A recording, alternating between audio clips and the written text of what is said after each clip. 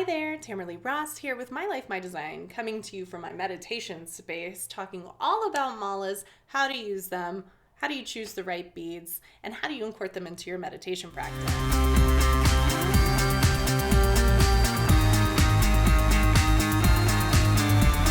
So today I'm going to be answering the three main topics on why do mala beads have different beads attached to them?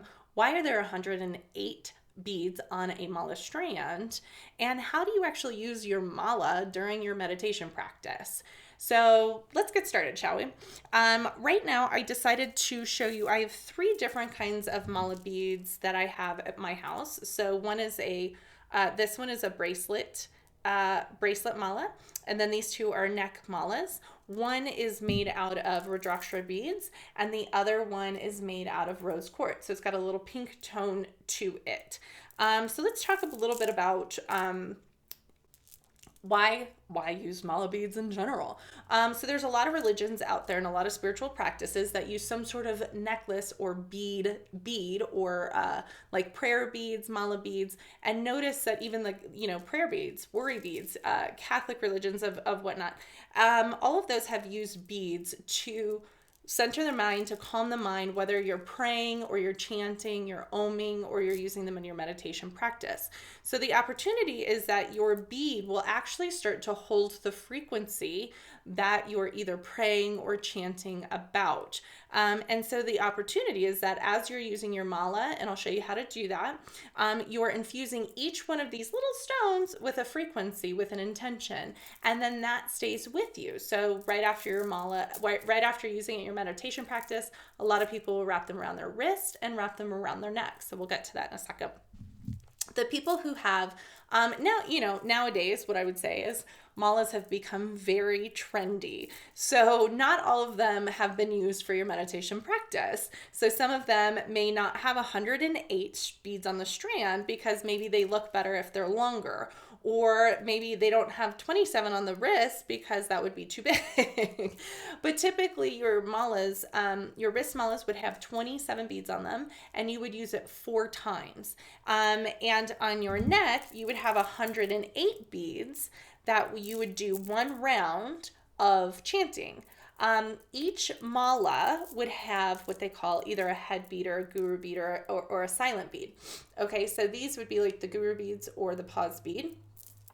Notice my husband's wrist mala doesn't have one, nor is it 27 beads. So it's just for looks, but we'll talk about the frequency in the stone as well.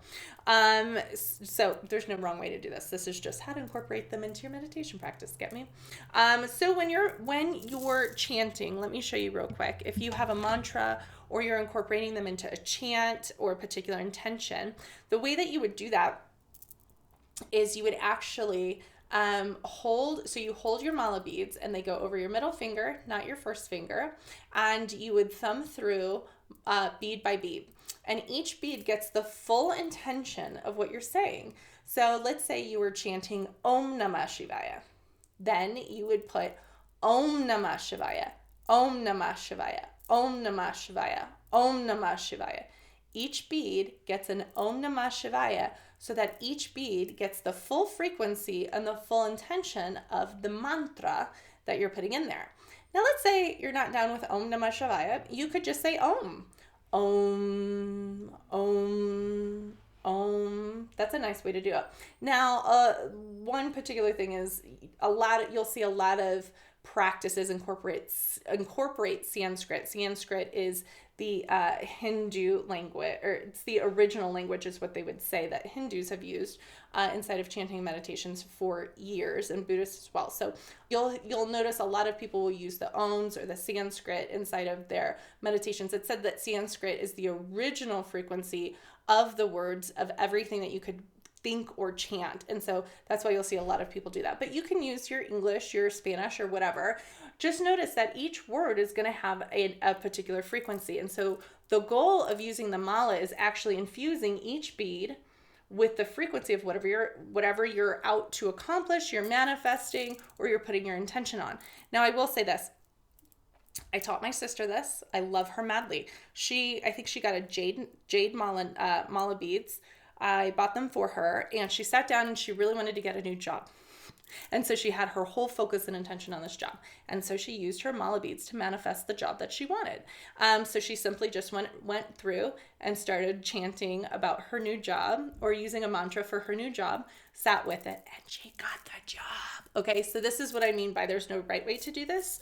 If you want to cultivate more love and compassion, you could just say, I am love, I am love, I am love, I am love. That's one way to do it. I am compassion, I am compassion. Maybe you want to manifest abundance. You can say, I am abundance, I am abundance, I am abundance. And so that's really how you use the mala beads. Now, you don't have to say it out loud. So if you have a house full of people, you can simply use your go inward and use your thought process as you're doing your mala beads. So you can close your eyes and just think it to yourself as you're moving through your mala beads. Now, there are some great chants and mantras that you can use to Lakshmi, the goddess of abundance, which is a Hindu. You could do Ganesha, the remover of obstacles. There's lots of deities. You can find these online, so I'm not going to go too much into that because I just want to give you the basis. Okay, so using let's talk about when you get to the guru bead or the pause bead. So if you're going to do more than 108, so there have been times where I've been sitting, meditating and chanting and doing my mantras for maybe 4 or 5 rounds, sometimes just 2. When you get to that bead, instead of putting your finger over it, which is not reverence, so it's actually to have reverence for your guru or your pause bead, you would get to that bead and you flip it around and you start again and you never touch it. And so I know that may look funny, so let's see if we can do it again. So you would get here and you flip it around onto your thumb, you get your middle finger back in there and you would start again and you would never touch that guru bead or that head bead. And so in some malas, you'll notice that there's a tassel. That's great. That's a great way to know that that is your guru bead or your pause bead. So that is how you would move through that. One of the things is when you're all done with your meditation, you'll see a lot of people wearing them around your neck. My recommendation is if you're going to wear them around your neck, get it on your skin. Let that energy infuse into your being, infuse into your skin. So let it just sit in and it'll actually warm up and attune to you, and you'll be with that mantra and that energy for most of your day. Equally speaking, you can also wrap it around your wrist. So same thing, you'll see people do that. Now, the pluses of either wrapping around your head or your wrist is these are right where you have, it's right where your blood pulsates. And so the attunement to your energy field, your body and your being will be amplified around your neck and around your wrist on your skin post your meditation session. So then you can just take it with you throughout the day. So you have different kinds of beads, right? So you can use this one, like I said, was rose quartz. This one was Rudraksha. So rose quartz has a particular energy frequency of love and compassion and calming. Rudraksha basically attunes to you. So you'll notice a lot of monks, from Hindus to Buddhist monks, you'll see them wearing the Rudraksha beads. So what happens is the Rudraksha beads attune so much to you that after you wear them consecutively for, let's say, a couple weeks, a couple months, and you go to take it off, you may notice things are a little off balance if you don't have it. It's because it just attunes to you. It becomes part of you. So just something to be aware of, but it both will support you. You'll also notice that some beads you may find something with amethyst in it, right? The purple stone of amethyst, you may find something like that. Amethyst is great for calming, health, well-being. So really, I would just say whatever you're pulled to when you're researching mala beads, make sure you just use your intuition awareness for what you would like to choose, and have fun with it. Okay, so have fun with your mantras, have fun with your chants. Look up online, see if there's anything that rings true to you. If you're in a house and nobody's in there, I'd invite you to let your mantras and your chanting rip. So go as loud and as proud as you want.